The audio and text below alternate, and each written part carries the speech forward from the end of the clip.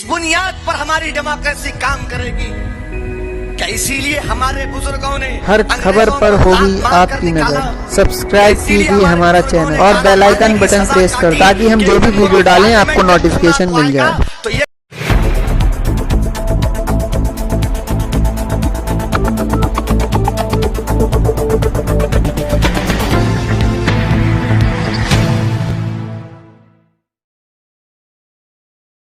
किस बुनियाद पर हमारी डेमोक्रेसी काम करेगी? क्या इसीलिए हमारे बुजुर्गों ने अंग्रेजों को लात मारकर निकाला? क्या इसीलिए हमारे बुजुर्गों ने काला पानी की सजा काटी कि एक मेंबर ऑफ पार्लियामेंट जब पूना को आएगा तो यह कहा जाएगा कि तेरी जान को खतरा है, तू भड़काऊ भाषण देता है, तू लोगों को अड़ाता है। अरे गाली देना है तो इससे और बदतरीन गाली क्या हो सकती है? आप मुझे इसलिए कह रहे हैं कि मेरा नाम असदुद्दीन ओवैसी है। आखिर कितने नोटिस दोगे मुझे? महाराष्ट्र में नोटिस, हर जगह नोटिस। मैं क्या बोलता हूं? केस बुक करो ना मेरे पे। क्या कितना केस बुक हुआ बताओ? महाराष्ट्र में 3 साल से तकरीर कर रहा हूं मैं। वही कांग्रेस की जालिम हुकूमत थी, राष्ट्रवादी की थी, तो हर बार मुझे रोकते थे। मैं खामोश बैठता गया। एक बार मालेगांव को गया रमजान के महीने में 2013 में। इफ्तार की दावत थी, मुझे रोक दिया गया हाईवे के ऊपर। मैंने कहा मैं इफ्तार की दावत में जा रहा हूं, जलसे के लिए नहीं जा रहा हूं। तो कहा गया कि नहीं आप नहीं जा सकते। मैं रोजा खोलने जा रहा हूं। मैं हैदराबाद से 7 घंटे का सफर करके आऊं, मुझे रोजा खोलना है, नमाज पढ़ना है, मुझे वजू करना है।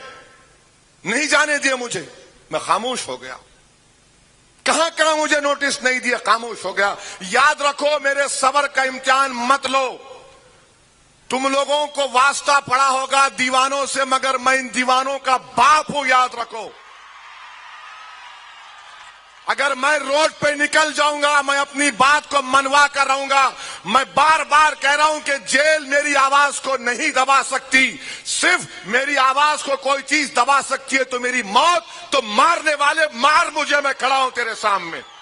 और मैं जलसा करके इसी रोड से जाऊंगा, अकेले जाऊंगा। कोई मजलिस का इम्तियाज जलील नहीं आएंगे, कोई नहीं आएगा। मैं अकेला जाऊंगा। मैं देखना चाह रहा हूं कि कौन मुझे मारना चाहता। मारो मुझे, जूता मारो, गोली मारो, पत्थर मारो, जो मारना है मारो मुझे। क्या मजाक बना के रख दिया है जमहूरियत का? किस लिए हम टैक्स पे कर रहे हैं कि एक मेंबर ऑफ पार्लियामेंट बोल नहीं सकता? मैं उत्तर प्रदेश में 19 तकारीर करके आ रहा हूं, मेरी आवाज बैठ गई, बीमार हूं, बुखार में हूं। 19 जलसे करके आऊं, कहीं पर मुझे नोटिस नहीं मिली।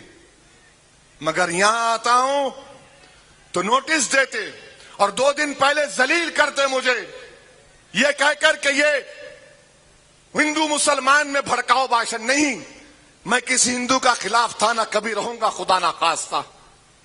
मेरा मकसद किसी मजहब के खिलाफ नहीं है। हां, मैं फख्र के साथ कहता हूं कि मैं मुसलमान हूं। मुझे फख्र है इस बात का। क्यों फख्र है? क्योंकि कॉन्स्टिट्यूशन मुझे इस बात की इजाजत देता। मैं अपने मजहब पर चल सकता हूं। मगर ये जलील करना, ये कौन सी ईमानदारी की बात है?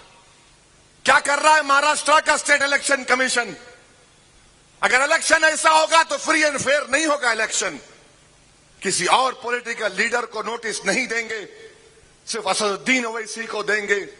दूसरे आएंगे, चले जाएंगे। दूसरों के ताल्लुक से नहीं कहते कि तुम्हारे भाषण से लोगों में तनाव पैदा होगा। नहीं, मेरे भाषण से होगा। बताओ, ये सेक्युलरिज्म है, ये रूल ऑफ लॉ है, ये फंडामेंटल राइट्स है, ये कॉन्स्टिट्यूशन का पास और लिहाज है, ये model of code of conduct है? क्या है मुझे बताओ। मेरे भाई, अफसोस होता है, मुझे अफसोस होता है कि हमारा मुल्क किस रास्ते पर जा रहा है। जो लोगों की सोच है, याद रखो, तुम मुझे आज इस तरह कह कहकर नोटिस देकर मुझे जलील कर रहे हो, मगर याद रखो, जिस चीज की आप शुरुआत कर रहे हैं उसमें हिंदुस्तान की जमहूरियत कमजोर ना पड़ जाए, खुदा ना खास्ता। अजीब और गरीब मामला है। एयरपोर्ट से उतरते की नोटिस दो ना, देवेंद्र फडणवीस को नोटिस दो।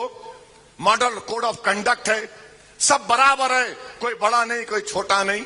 उद्धव ठाकरे आएगा उसको दो, शरद पवार को दो, अजित पवार को दो। क्या पूना किसी की बाप की जागीर नहीं है?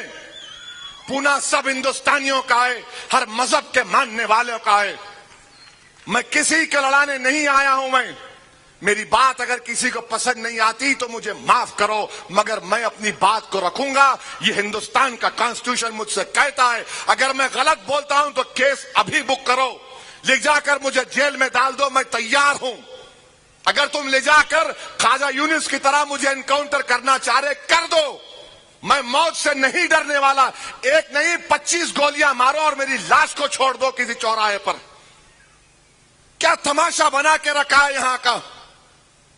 अगर कोई पॉलिटिकल पार्टी डरती है तो डरना पड़ेगा। याद रखो तुमको, मैं जब तक जिंदा हूं तुमको डरा डरा कर गरीबों मजलूमों का काम करा के रहूंगा।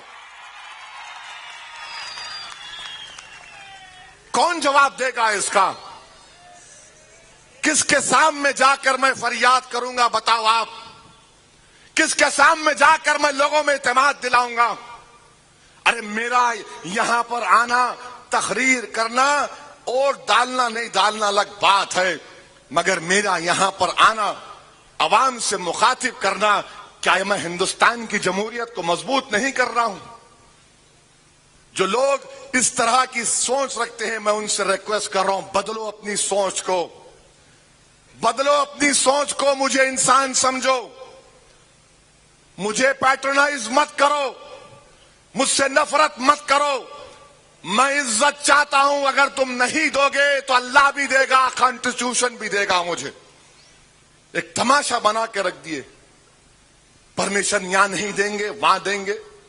ठीक है, आपका बोलना सही था कि जगह छोटी पड़ेगी, मैं तैयार हूं, मगर यह क्या बात है कि तुम्हारी तकारीर, तो आपने कितने केस बुक किए मुझ पे?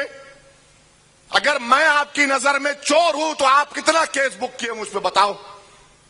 मैं पिछले साल आया था, क्यों केस नहीं बुक किया मुझ पे?